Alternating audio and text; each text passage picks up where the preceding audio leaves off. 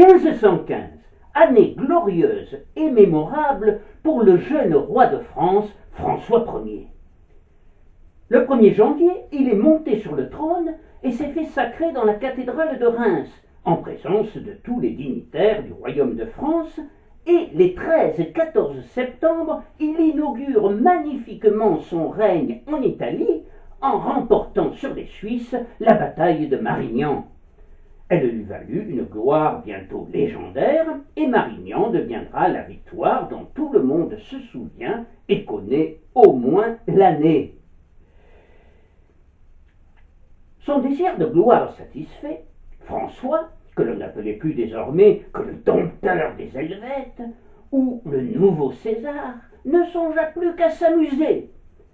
Donc, après l'effort, le réconfort et les plaisirs à chaque étape de son retour triomphal sur le sol français. Entouré de tous ses généraux et de l'intrépide Bayard qui, au soir de la bataille, l'adouba, c'est-à-dire qui le fit chevalier, il souhaitait flâner sans itinéraire précis dans ce beau pays de France et découvrir la Provence. Le 20 octobre, Louise de Savoie, sa mère, et Claude, son épouse, informés de sa brillante victoire, partirent d'Amboise afin d'aller à sa rencontre. Louise était régente de France pendant l'absence de son fils et elle dirigeait le royaume avec habileté, intelligence et énergie. Elle sera à nouveau régente de 1525 et 1526 pendant la captivité de son fils à la suite de la bataille de Pavie. Veuve à moins de 20 ans du poète Charles d'Orléans, François avait alors à peine 1 an, elle eut de nombreuses liaisons, la plus surprenante étant celle qu'elle entretint avec Charles de Bourbon, de 16 ans son cadet, qu'elle rencontra pour la première fois en mai 1506 à Plessis-les-Tours lors des fiançailles de Claude et de François. Charles était beau et sensuel, et Louise encore très attirante. Il semblerait même qu'au début de l'année 1515, elle souhaitait l'épouser, et que François, à qui elle fit part de son intention, ne semblait pas hostile à cette union, malgré la disproportion des âges. D'autant plus que marier sa mère à ce très puissant et riche seigneur ne pouvait que présenter des avantages. Mais Bourbon, dit-on, opposa le plus cinglant des refus, préférant se tourner pour un futur mariage vers la sœur de l'empereur d'Autriche, Charles Quint.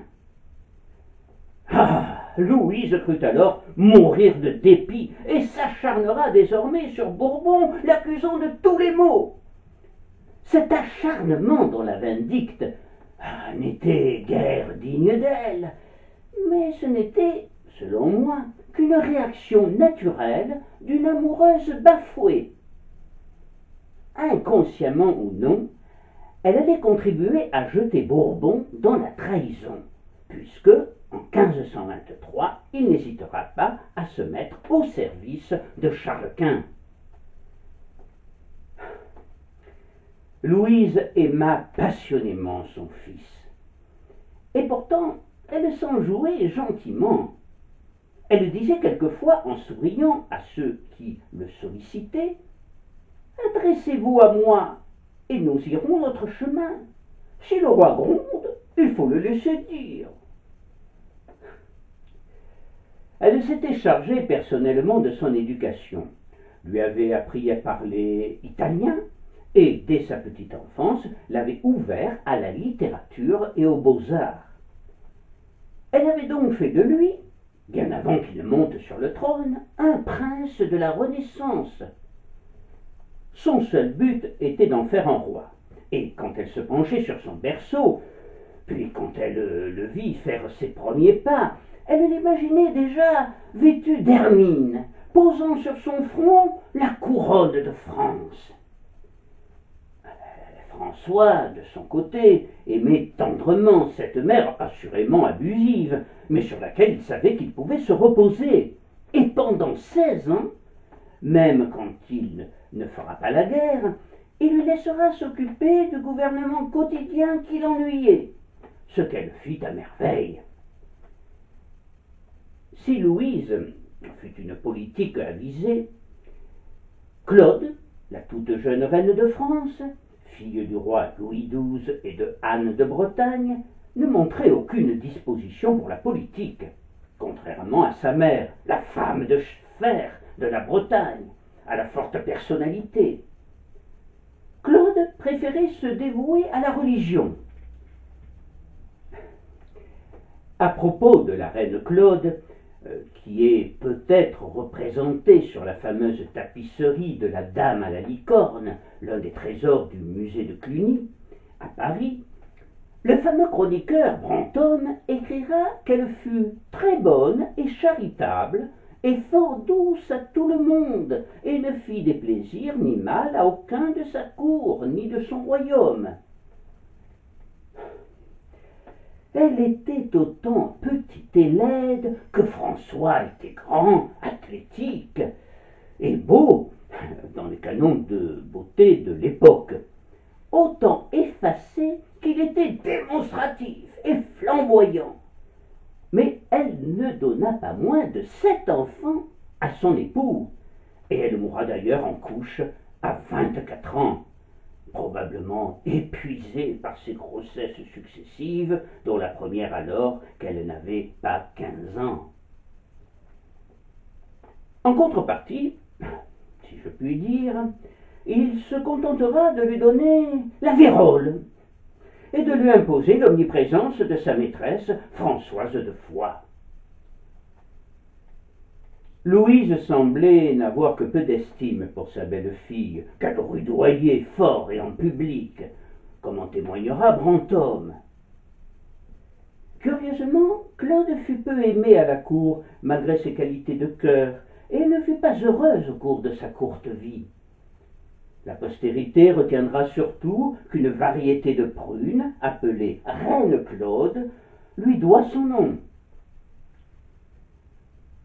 En ce mois d'octobre 1515, les deux reines s'étaient donc mises en route à la tête d'un impressionnant cortège où l'on retrouvait plusieurs membres du Conseil royal, dont le principal, Jacques de Bonne-Semblancay, et la sœur aînée de François, Marguerite, duchesse d'Alençon, qui sera l'auteur de l'Etnaméron, recueil de 72 nouvelles publiées posthumes. Les retrouvailles se déroulèrent le 13 janvier 1516 à Sisteron. On imagine l'émotion et la joie de Louise qui écrira dans son journal.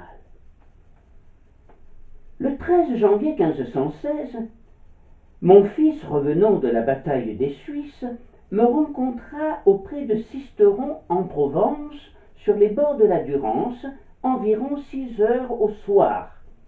Et Dieu sait si moi, pauvre mère, fus bien aise de voir mon fils sain et entier, après tant de violences qu'il avait souffertes, et pour servir la chose publique. La rencontre dut avoir lieu un peu au nord de la ville, car le roi y fit ensuite son entrée, et suivant une tradition que rapporte Laplane dans son histoire de Sisteron, il logea dans une maison qui appartenait au noble Gaspard Curé, seigneur de Saint-Vincent. Il ne semble nullement fatigué, il est même ragaillardi par l'air pur et les senteurs de Provence. Quelques jours plus tard, en tête du fastueux cortège long de plusieurs kilomètres, il descendit vers le bas pays et fit un premier arrêt à Manosque, qui portait encore les stigmates du terrible tremblement de terre qui déchira la Provence en 1509. Manosque en fut l'épicentre et il fut ressenti jusqu'à Marseille. L'imposant château de Manosque, qui appartenait alors au comte de Forcalquier, fut gravement endommagé et une partie des maisons de la ville ainsi que ses remparts s'écroulèrent. La sécheresse qui s'ensuivit fut si forte que les sources avaient été taries et n'avait recommencé à couler qu'en 1510. Ce tremblement de terre, qui fit, semble-t-il, quelques dizaines de victimes, est le plus ancien dont les archives gardent la trace. Le 17 janvier, François fut reçu à Manosque par le Conseil, qui avait à sa tête le premier consul, Antoine de Voland, dans la maison duquel il logea. C'est mademoiselle de Voland, la fille du consul, fort jolie et agréable, qui fut désignée pour remettre les clés de la ville au roi. Celui-ci la remarqua aussitôt. Il avait déjà la réputation d'aimer les femmes. On lui reprochera même plus tard de trop les aimer. Le maréchal de Tavannes dira au roi que l'on comparait souvent à Alexandre. Alexandre voit les femmes quand il n'a point d'affaires. François voit les affaires quand il n'y a plus de femmes. François, durant son règne, placera toujours la femme sur un piédestal. Avant lui, les femmes étaient dans le royaume fort peu considérées, et si on ne voulait pas paraître un homme faible, le mari se devait de battre sa femme régulièrement. Elle était souvent comparée à un cheval. Bon cheval, mauvais cheval, disait-on, veut l'éperon. Bonne femme, mauvaise femme, veut le bâton. Ce jugement exprimait bien la mentalité du plus grand nombre au début du XVIe siècle. Épaulé par sa sœur Marguerite, François s'efforcera donc de faire évoluer les mentalités. Il interdira à la cour que l'on médise sur les femmes et il voudra qu'on leur portât un grand honneur et respect. Pour lui, le titre de femme rendait inviolable et sacré même une fille publique. À travers la femme, ce qu'il célébrera aussi, ce fut le culte de la beauté, celle représentée par la statuaire grecque et les artistes italiens qui s'en inspirèrent. Avec François, la France allait bientôt connaître une brillante renaissance. À Manosque, il fut donc troublé par mademoiselle de Voland, la fille du consul, et il invita au banquet en son honneur le soir même. Mais la jeune fille était pieuse et dévote, et se faisait un devoir de conserver sa vertu en respect des principes divins. Perturbée par l'invitation royale, car, n'étant pas sotte, elle avait compris tout de suite ce que le roi attendait d'elle, elle chercha longtemps la solution qui lui aurait permis de préserver sa vertu et de satisfaire le roi. Le soir venu, elle se présenta au banquet entièrement vêtue de noir, un long voile sombre lui couvrant le visage. Fort surpris, François lui ordonna d'ôter ce voile afin qu'il puisse admirer ce visage qui lui avait tant plu. Mais lorsqu'elle retira son voile, elle y découvrit un visage tuméfié par des vapeurs de soufre auxquelles elle s'était exposée volontairement pendant des heures, brûlant son visage profondément et le défigurant définitivement. Elle espérait ainsi repousser les avances royales. François, horrifié par cette vision d'une si jeune fille qui s'était mutilée pour préserver sa virginité, la congédia pour la soirée, et à la fois choqué et furieux, il fit porter la responsabilité de cet acte sur la ville de Manosque, qu'il surnomma la pudique. Il dotera richement la malheureuse pour qu'elle puisse tout de même se marier. François, éprouvé par ce drame, quittera Manosque sans regret, après toutefois avoir offert à la ville une somme importante pour l'aider dans la reconstruction qui était en panne, faute d'argent. Le château sera surtout restauré par Jean de Boniface, ancien commandeur de l'ordre de Malte à Marseille, lorsqu'il devint bailli de l'ordre à Manosque en 1529. Le 19 janvier, François traverse Aix, puis il arrive le 20 à Saint-Maximin, et le lendemain, avec les reines et leur suite, il monte à la Sainte-Baume. Et il se recueille dans la grotte où Sainte Madeleine vécut 30 ans, mais il est déçu par l'aspect du couvent qu'il trouve fort caduc et démoli, et fait un don substantiel pour sa restauration. Après la visite du roi, pour en commémorer le souvenir, le père Damien fit placer dans la chapelle de Sainte-Madeleine une inscription qui n'existe plus aujourd'hui, mais dont le texte a été conservé. Il reste d'autres traces du passage du roi de France et des souverains, entre autres les statues de François Ier et de la reine Claude à l'entrée de la grotte, et une magnifique cheminée en pierre tendre sculptée qui a des proportions monumentales et passe pour un modèle achevé de ce que l'on faisait alors de mieux dans ce genre pour les habitations seigneuriales. On l'appelle la cheminée de François Ier. C'est à l'occasion de ce pèlerinage royal que François Rochefort, maître d'école de François Ier, composa pour Louise de Savoie une vie de la belle et chère Magdalene. Ce texte est illustré par 68 miniatures en médaillon peintes par Godefroy le Batave. Le lendemain, toujours auréolé de son triomphe de Marignan, François Ier entre dans la cité phocéenne superbement décorée. Les maisons arborent de nombreux motifs originaux, dont des pommes de pin vertes mêlées au feuillage et des oranges, qui allaient jouer un rôle déterminant dans cette visite. François arrive par la route d'Aubagne et, à la porte royale, reçoit des mains des consuls 2 clés d'or nouées d'un flot de soie. Il accueille joyeusement l'hommage des premiers magistrats de Marseille, dont messire Jehan Candolle, juge du palais, et il entre dans la ville au milieu du fracas des canons dont on avait bordé les murailles en très grande quantité. Les consuls avaient fait confectionner des panneaux et des écussons aux armes du roi, aux armes des reines également, du sénéchal ou de la ville, que les enfants portaient fixés à l'extrémité d'un roseau.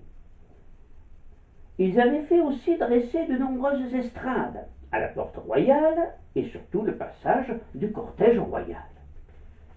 Des artistes venus d'Aix furent chargés de construire et de décorer avec des feuilles d'or, d'argent et des papiers diversement colorés ces cadafaux sur lesquels on devait représenter certaines scènes de la vie de Saint Louis d'Aragon, des tableaux vivants comme l'on dirait aujourd'hui.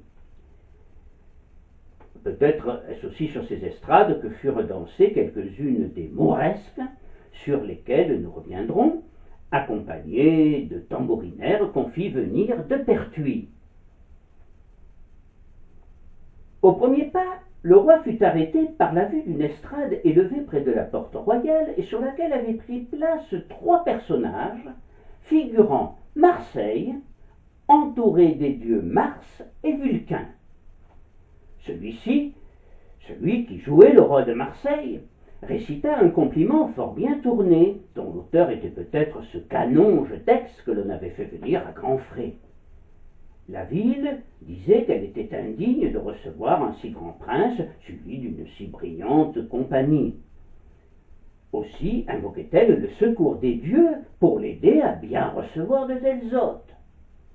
Et pendant qu'elle parlait, sa poitrine s'ouvrait comme pour montrer à nu ses véritables sentiments et laisser apparaître la fleur de lys, Sive ung François Corona.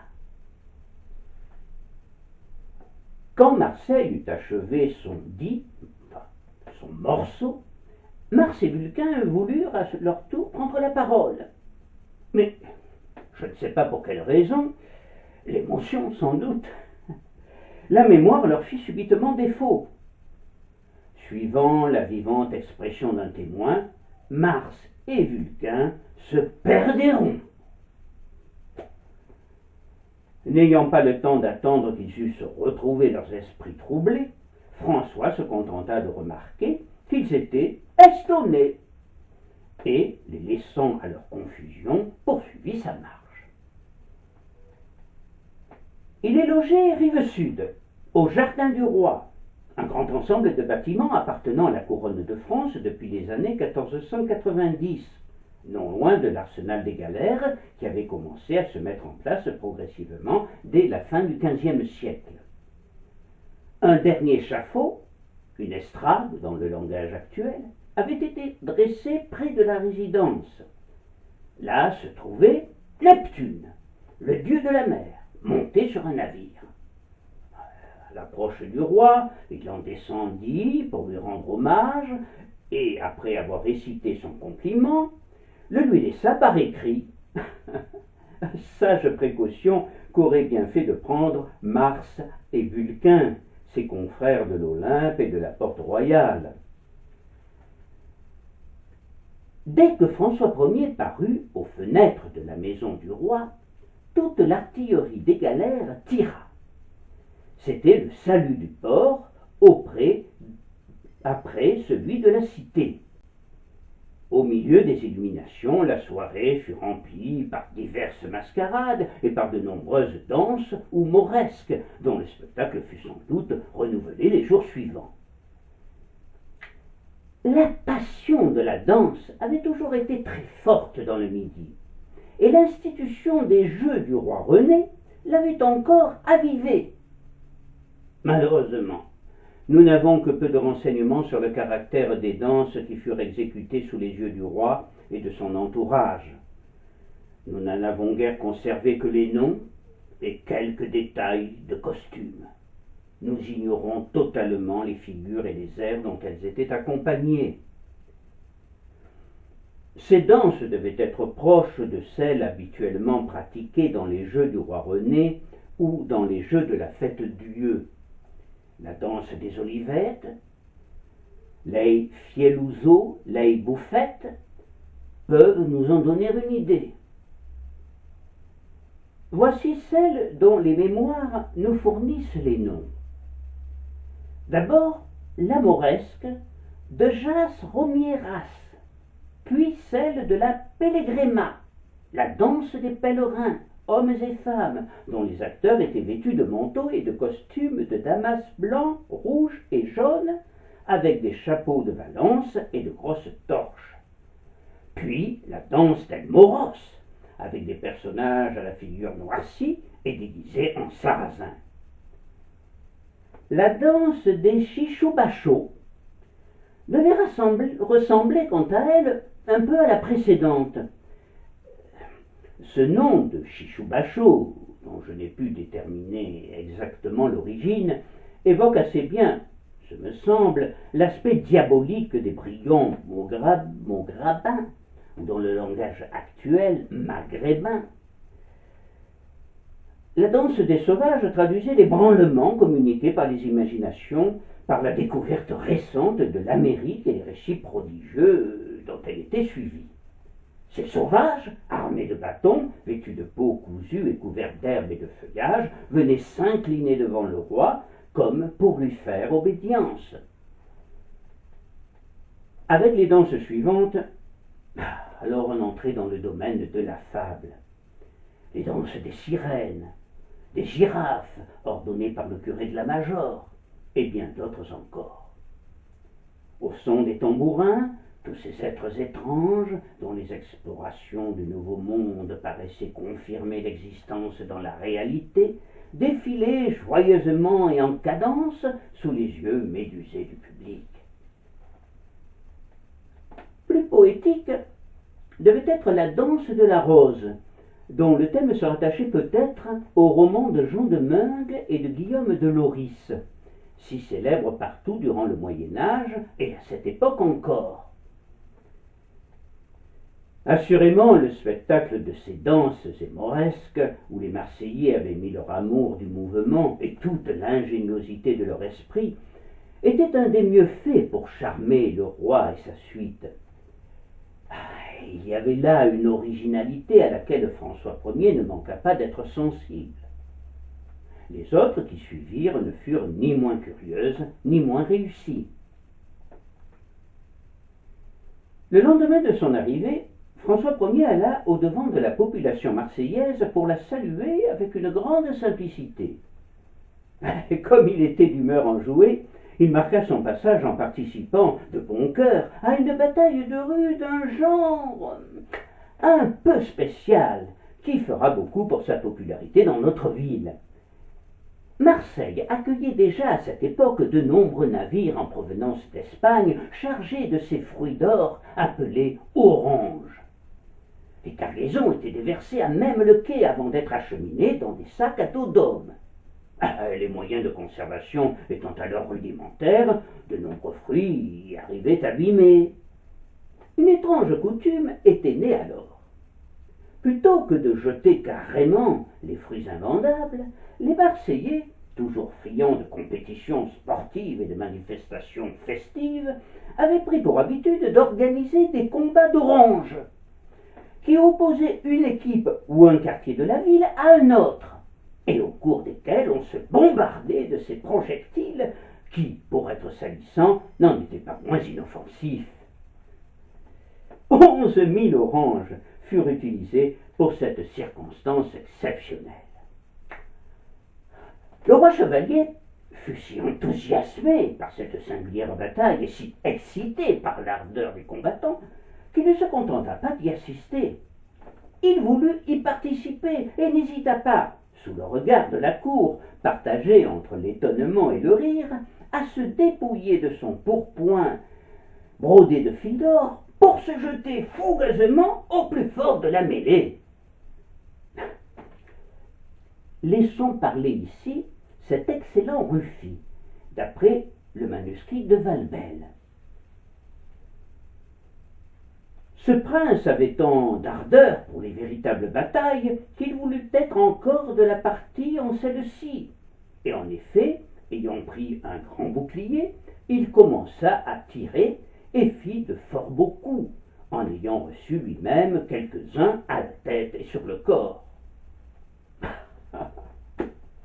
C'était incontestablement moins dangereux qu'à Marignan, mais c'était surtout beaucoup plus drôle.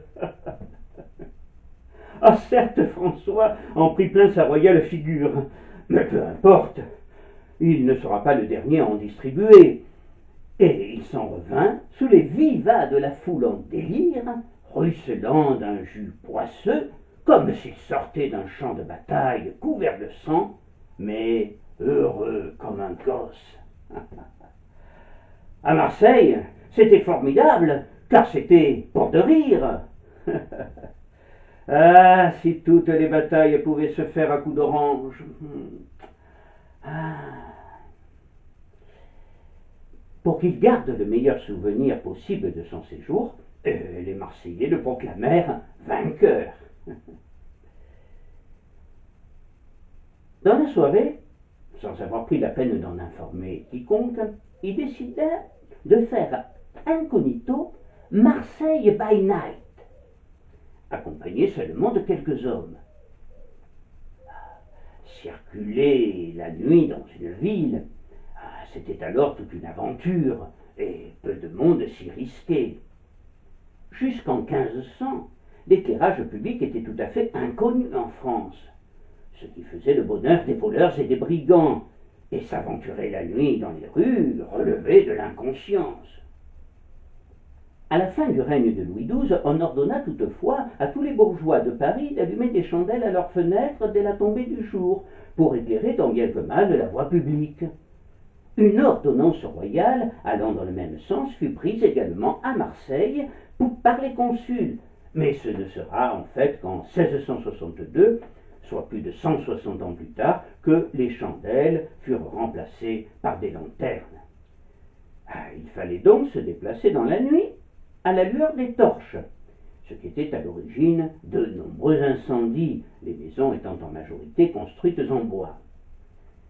Dans les pays latins, le veilleur de nuit parcourait les rues des villes pour surveiller si tout allait bien et rassurer les dormeurs en les réveillant avec sa psalmodie célèbre.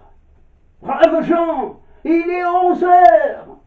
Dormez en paix et priez Dieu pour les trépassés.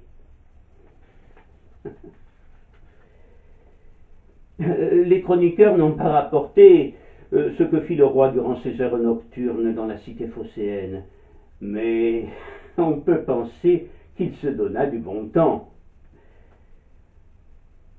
Si tout se passa le mieux possible, il faut toutefois signaler que le vin ne coula pas à flot, ce qui peut surprendre, car François Ier aimait bien boire et manger. Pourtant, dès son accession au trône, il promulgua une ordonnance très sévère envers ceux qui abusaient de boissons alcoolisées.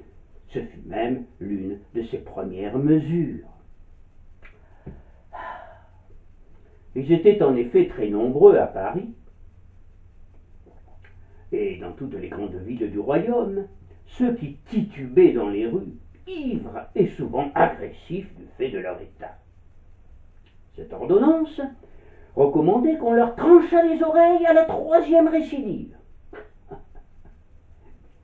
Elle eut incontestablement un effet dissuasif, d'autant plus qu'en cas de délit, l'alcoolisme était considéré comme une circonstance aggravante. Il devint alors plus discret, sans heurts et sans ébriété, mais n'en disparut pas pour autant dans un pays où les viticulteurs, planteurs de betteraves et bouilleurs de cru étaient déjà considérés comme des bienfaiteurs de l'humanité. Le jour qui suivit cette journée mémorable fut consacré à des occupations plus sérieuses. Le matin, François assiste à la messe à l'église des Accoules, en compagnie de l'évêque de la ville, Monseigneur Claude de Seyssel, et l'après-midi, il visite les galères que Préjean de Bidoux, le général, avait embossées non loin du port et qui le reçurent à grand renfort de bombardes et de décharges d'artillerie. Nous connaissons le nom de quelques-unes de ces galères qui se trouvaient alors dans le port de Marseille. L'Anguille, le Saint-Michel, la Sainte-Marie, la Sainte-Barbe, la Sainte-Claire, la Catherinette, etc. Et surtout, il se rend sur les îles, ou plus exactement sur l'île d'If, appelée autrefois Hypéa, selon la dénomination grecque, puis If, H-Y-F, dans sa graphie française du Moyen-Âge. Cette île, ou plutôt cet îlot désertique, n'était alors guère attrayant. Mais François avait appris qu'un navire du roi du Portugal s'y était arrêté et y avait déchargé une bien étrange cargaison avant d'entamer la seconde partie de son voyage vers Rome et le Vatican. Il s'agissait d'une bestia salvage appelada rhinocéro, autrement dit un rhinocéros dans notre langage moderne. Emmanuel le Magnifique, roi du Portugal, avait décidé d'offrir au pape Léon X cet animal étrange et monstrueux venu de notre monde, affirmaient les Marseillais. Il faut savoir qu'il était encore à cette époque relié à la mythologie de la licorne, unicorne. Dressée vers le ciel, la corne était considérée comme une grande protection et un symbole de puissance et de richesse. Je pense évidemment à la corne d'abondance utilisée par Plutos, le dieu grec de la richesse. Le rhinocéros de l'île d'If était doux comme un agneau, disait-on, puisque le roi du Portugal se promenait avec lui dans les rues de Lisbonne. Et Alfred Dürer, le peintre et graveur allemand, s'était plu à le représenter, ce qui contribua à sa célébrité. Il retint toute l'attention de François, qui, toujours prompt à s'enflammer, se précipita sur lui pour le toucher. Mais Ramus, l'éminent zoologue marseillais qui l'accompagnait, le retint en lui indiquant que s'il avait été domestiqué, il restait un animal sauvage qui pouvait prendre peur et, se croyant menacé, charger même un roi de France. Cependant, plus encore qu'aux rhinocéros, François s'intéressa au lieu où il était exposé. La circulation en Méditerranée était alors particulièrement dangereuse, à cause notamment des barbaresques, et les échanges commerciaux s'en trouvaient ralentis. Le roi prit très vite conscience du rôle stratégique de l'île d'If. Il ordonna donc d'y faire construire, dans les meilleurs délais, une forteresse destinée à protéger la rade de Marseille de toute intrusion guerrière et qui serait en quelque sorte un verrou maritime.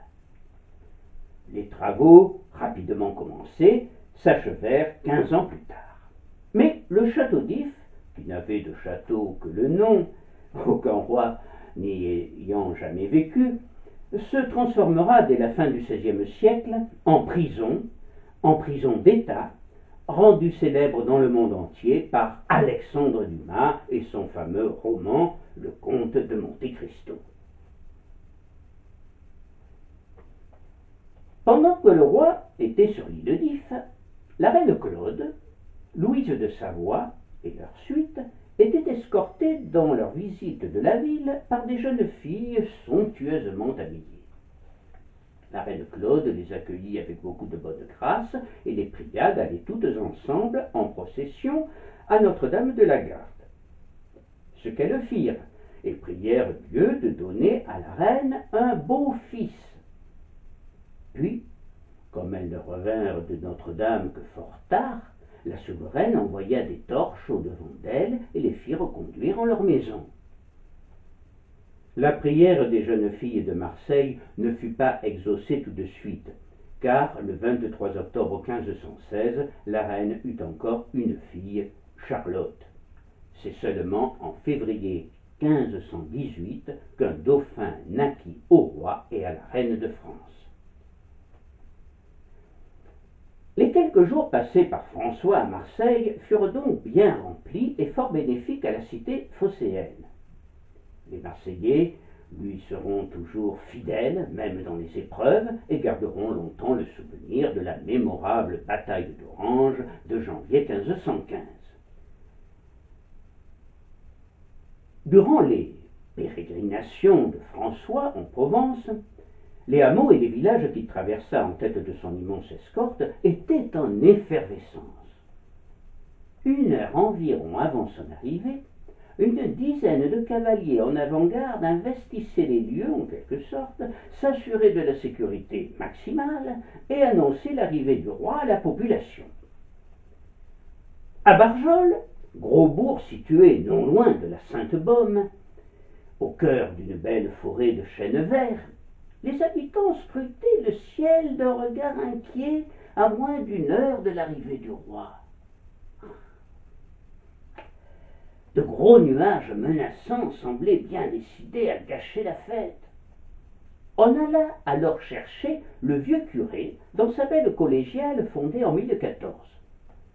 Devant la population rassemblée sur la place, il fit le signe de la croix en prononçant une ligne par geste.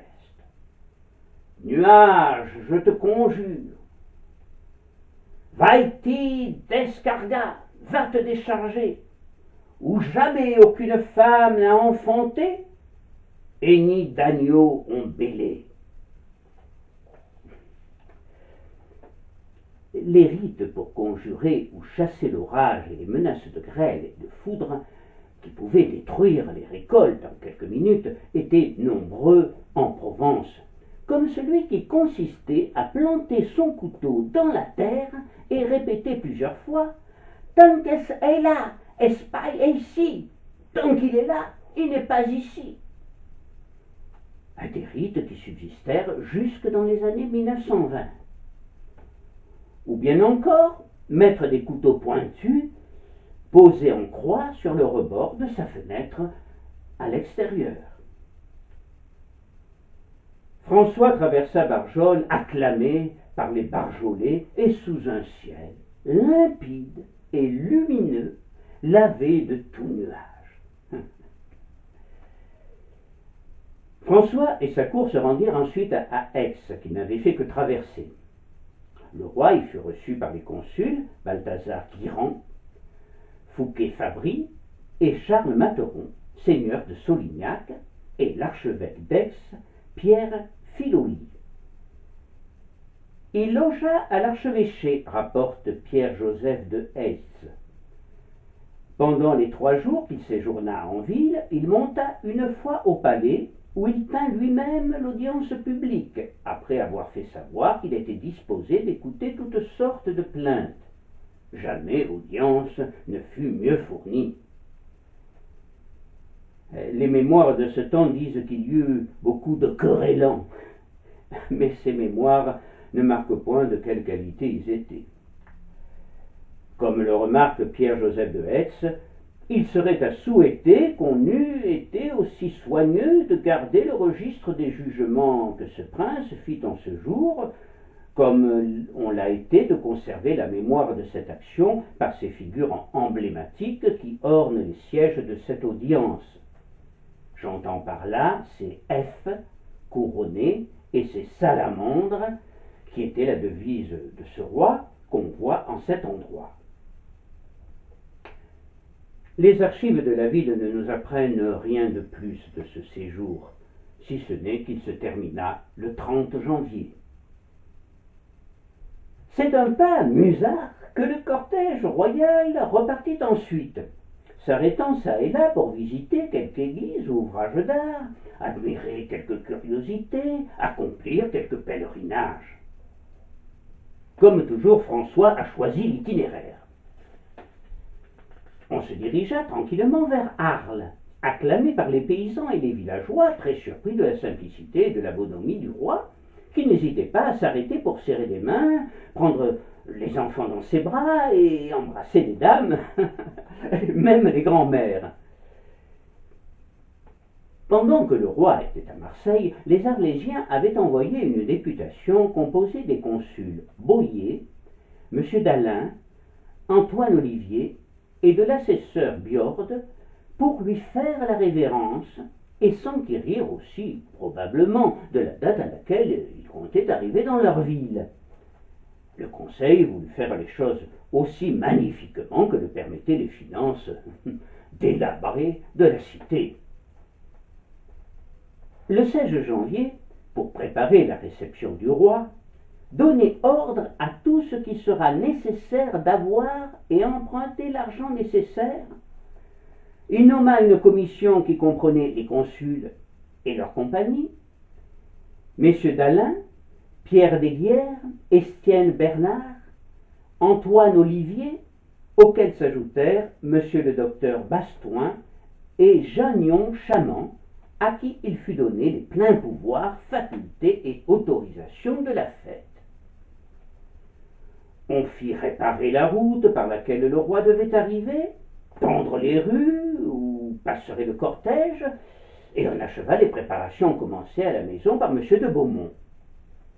On acheta par ailleurs forte taffetas, draps de soie et de laine, satin de Bourges, pour faire les sarraux et hoquetons dont on habilla ceux qui furent chargés d'aller au-devant des souverains, de les escorter et d'exécuter devant eux les jeux imaginés en leur honneur. François Ier entra dans Arles le 31 janvier, parmi les sonneries de trompettes.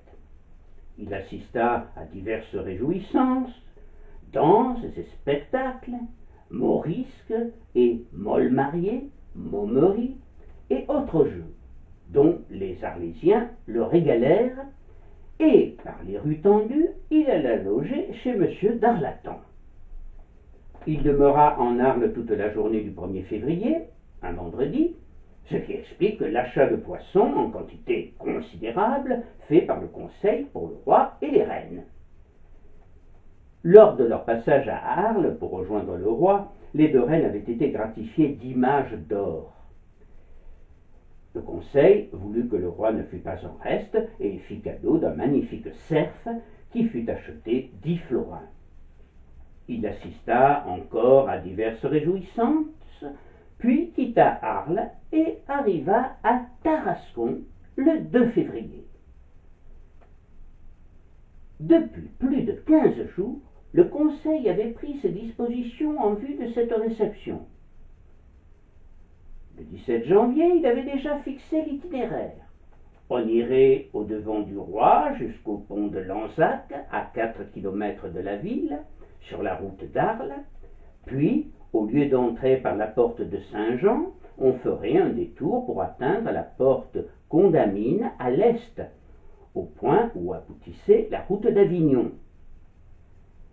De la porte Condamine, le roi serait conduit d'abord à l'église Sainte-Marthe, puis à sa demeure, en suivant les rues les plus spacieuses, tendues de tapisseries, qu'une commission de 2 membres, Étienne Bernardi et Pierre Abel, fut chargée de se procurer à Avignon ou ailleurs. Les chemins où devait s'engager le cortège royal, détériorés par les pluies, furent empierrés. On choisit aussi un membre du conseil, René Ardouin, sieur de la Motte, pour composer quelques jeux scéniques, Alignas Historias, qui seraient représentés lorsque le roi traverserait la rue Condamine. Enfin, on s'occupa de pourvoir aux vivres. De conseillers reçurent commission de se rendre chez les particuliers pour goûter leur vin, et en assembler une quantité suffisante pour le roi et sa suite. Et ils revinrent légèrement éméchés et en titubant, mais fiers d'avoir mené à bien leur délicate mission. Une somme de 100 écus fut empruntée pour pourvoir aux premières dépenses. Ce programme dut s'exécuter de point en point. Lorsque François Ier entra dans la ville, probablement le 2 février, il fut salué par des salves de boîtes qu'on avait disposées près de la porte Condamine. Nous n'avons pas d'autres détails sur cette entrée, et cela est particulièrement fâcheux en ce qui concerne les histoires représentées devant le roi. Nous ignorons quels en étaient les sujets. L'abbé Faillon, un érudit auteur en 1835 d'une histoire des monuments de l'église de Sainte-Marthe à Tarascon, suppose que c'étaient des traits de l'histoire sainte et des sujets de morale. Et il est possible, et même probable selon moi, que la légende de Sainte-Marthe ait fourni le thème de ces représentations, comme on avait fait à Marseille de la vie de Saint Louis d'Aragon. Le lendemain, le roi se rendit d'ailleurs en pèlerinage au tombeau de Sainte-Marthe. Si l'on en croit toujours l'abbé Faillon, François Ier et sa suite allèrent rendre visite à l'abbesse du monastère Saint-Honorat de Tarascon, Claudine de Bectos. Claudine de Bectos, connue sous le nom de scolastique et en grande réputation de savoir parmi les gens des lettres du temps. Les religieuses du monastère Saint-Honorat avaient toujours cultivé les sciences et les langues, et sous le règne même de François Ier, si fécond en beaux esprits et en littérateurs de tous les genres, elles excitaient par leur production l'émulation des savants. Il nous reste de Claudine de Bectos plusieurs ouvrages français et italiens en vers et en prose. François Ier, qui aimait les belles filles, mais aussi les beaux esprits, était en relation épistolière avec elles, et il était très fier de montrer aux belles dames de sa cour l'importance qu'il accordait aussi à l'esprit. Il rendit aussi visite, semble-t-il, à une autre abbesse, Marguerite de Clermont, abbesse de Saint-Benoît de Tarascon et de Saint-Césaire d'Arles. Ce fut plutôt une visite de courtoisie, car elle était la fille de l'un de ses amis, Bernardin de Clermont, vicomte de Tallard, trésorier général du Dauphiné et son futur chambellan. Un de ses fils, Antoine de Clermont, participa à la bataille de Marignan et fera construire en 1544 le splendide château d'Ancy de Franc. Bernardin de Clermont avait épousé Anne de Husson, comtesse de Tonnerre, en Bourgogne, qui ne lui donna pas moins de 13 enfants et une fortune considérable pour l'époque. Grâce à elle, Bernardin de Clermont, qui en général tirait le diable par la queue, put restaurer son château de Tallard en faisant ouvrir notamment des fenêtres à meneaux et construire une chapelle de style gothique flamboyant dans la crypte de laquelle il sera enterré à sa mort en 1522. C'est par son mariage que quelques années plus tard, les membres de la maison de Clermont porteront le nom illustre de Clermont-Tonnerre. Marguerite fut très touchée par la visite du roi et sa grande générosité envers son abbaye. Une de ses sœurs, Louise, plus connue sous le nom de Dame d'Uzès, deviendra dame d'honneur de Catherine de Médicis et l'une de ses plus fidèles amies. Marguerite portait une affection particulière pour son plus jeune frère, Théodore Jean, qui sera abbé de Saint-Gilles et évêque de Sénez en Haute-Provence en 1551 et vice-légat pontifical à Avignon en 1553. Ce fut une grande figure de l'Église en Provence qui s'efforcera toujours de privilégier sa place éminente alors que la France allait commencer à connaître une grave fracture religieuse, prémisse des désastreuses guerres de religion qui ensanglantèrent le pays de 1560 à 1598 et privilégièrent la confrontation au dialogue, l'anathème à la prière. Quelques années avant sa mort, en 1547, François Ier, recevant l'abbé de Saint-Gilles, Théodore Jean, à Rambouillet, lui prédira une belle carrière au sein de l'Église. Enfin, c'est à Tarascon que François Ier fut rattrapé par les affaires politiques et les grandes questions internationales, puisqu'il y apprend la mort de Ferdinand le catholique, survenue le 23 janvier précédent. Ferdinand régnait sur l'Espagne et l'avait désigné pour successeur. Il lui fallut donc se remettre au travail, contraint et forcé. Dès qu'il fut assuré de la vérité du fait, le lendemain, il écrivit à M. de La Fayette pour l'en avertir, ainsi qu'au président de Bapaume, ambassadeur de France en Angleterre. « Aux deux mourants, ajoutait-il, je vous prie que donnez ordre que nul courrier ne passe par votre quartier pour aller en lieu qu'il soit sans être arrêté, sinon lettre de moi, et que les lettres qu'ils porteront me soient envoyées incontinent. » La mort de Ferdinand et l'ouverture de la succession espagnole soulevaient deux graves questions. D'abord celle de la Navarre, qu'on pouvait espérer voir reprise par ses anciens maîtres, Jean d'Albret et Catherine de Foix. François Ier se hâta de leur écrire pour leur promettre son concours. « Mon cousin, l'heure et le temps est venu qu'il vous faut faire extrêmement diligence pour le recouvrement de votre royaume et de ma part, vous y veux aider en tout ce qu'il me sera possible. » Plus importante encore était l'autre question, celle de Naples. Louis XII avait abandonné ses prétentions au royaume de Naples en faveur de sa nièce, Germaine de Foix, seconde femme de Ferdinand, à condition qu'elle eût des enfants de ce mariage. Cette condition n'ayant pas été réalisée, François Ier, dès la nouvelle de la mort, songea à revendiquer les droits de celui qu'il remplaçait sur le trône.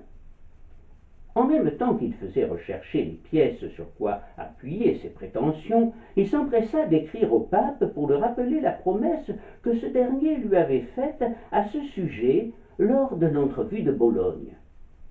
Il sollicita aussi Laurent de Médicis afin qu'il intervienne pour que Léon X se déclarât le plus tôt possible. Pour aller plus vite et plus sûrement en besogne, il voulut aussi se concilier le concours de Prospero Colonna, son prisonnier depuis Marignan, qui se trouvait alors à Lyon. « De ma part, ajoutait-il, je tiendrai le royaume de sa sainteté. et j'accomplirai entièrement ce que je lui ai promis. Cette question de Naples allait être le principal des négociations laborieuses qui se poursuivirent avec l'héritier de Ferdinand, Charles d'Autriche, le futur Charles Quint, jusqu'au mois d'août suivant, où elles aboutirent au traité de Noyon. Mais en attendant d'être assuré des dispositions pacifiques de ce prince, François Ier, pour ne pas se laisser prendre au dépourvu, préparait le triomphe de l'influence française dans la péninsule. Ce fut l'objet des pourparlers qui s'engagèrent aussitôt avec les représentants des différentes puissances italiennes et qui marquèrent les étapes de son fastueux retour par la vallée du Rhône vers Lyon, puis vers la capitale. À Avignon, où il entre le 4 février de nuit, il est accueilli par les autorités religieuses représentant le pape et par le prolixe consul de la ville, Jean Bibliotti, qui appartenait à une vieille famille de Florence venue se réfugier en Avignon et dans le comtat lors des troubles civils de Florence et de l'élévation des Médicis dans les années 1450. François commença aussitôt à rendre des ordonnances relatives aux affaires du royaume et à prendre les mesures nécessitées par la nouvelle situation politique européenne. Durant son long règne de 33 ans, sans doute l'un des plus marquants de l'histoire de France, François, même quand il ne fera pas la guerre, négligera souvent le gouvernement quotidien qui l'ennuyait, et il l'abandonnera à sa mère, laquelle, comme je l'ai dit précédemment, sera même régente pendant sa captivité après le désastre de Pavie, et elle gouvernera alors le royaume avec habileté et intelligence. À Avignon, malgré les multiples festivités en son honneur, il a très vite la bougeotte et commence à tourner comme un oiseau en cage. Repris par sa fièvre itinérante, il décide donc de reprendre la route, mais un Mistral violent et glacial retarde le départ fixé finalement au 9 février. Bientôt, on quittera la Provence et on remontera la vallée du Rhône en passant par Orange, Pont-Saint-Esprit et Montélimar. Arrivé à Lyon, le dernier jour de février, il est obligé de s'occuper des questions militaires, car la guerre menaçait déjà de recommencer dans le Milanais, mais il n'en sacrifiera pas pour autant ses plaisirs. Ce n'est qu'à la fin du mois d'août, après une absence de plus d'1 an, qu'il retrouva enfin sa chère Touraine et son magnifique château d'Amboise, chef-d'œuvre de la Renaissance. Pendant plus de 3 ans, jusqu'en 1518, François Ier ne cessera de sillonner la France. Il continuera ensuite à se déplacer très souvent dans tout le pays, jusqu'à ce que la maladie le cloue au lit la dernière année de sa vie.